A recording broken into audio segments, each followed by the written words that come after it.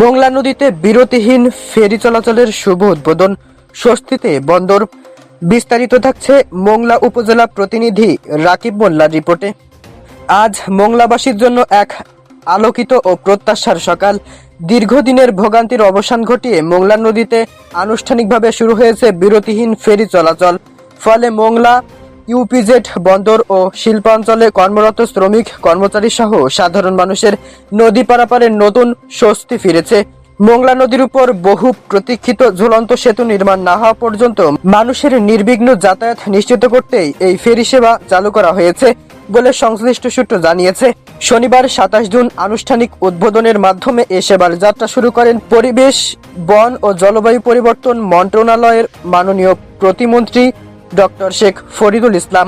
স্থানীয় শ্রমিক, ব্যবসায়ী ও সাধারণ মানুষের মতে এই উদ্যোগের ফলে প্রতিদিনের সময় ও দুর্ভোগ অনেকাংশে কমবে।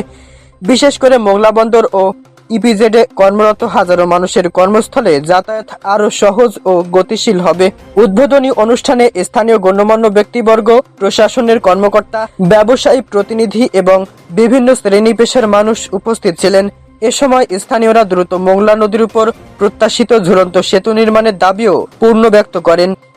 দর্শক, আপনার কি মনে হয়? আপনার মতামত আমাদেরকে অবশ্যই জানিয়ে যাবেন। নিয়মিত এই ধরনের আপডেট পেতে আমাদের সাথেই থাকবেন। পরবর্তী সংবাদ দেখতে আমন্ত্রণ জানিয়ে এবং সকলের সুস্থতা কামনায় আমি মোহাম্মদ মফিদুল ইসলাম এখানেই বিদায় নিচ্ছি। আল্লাহ হাফেজ।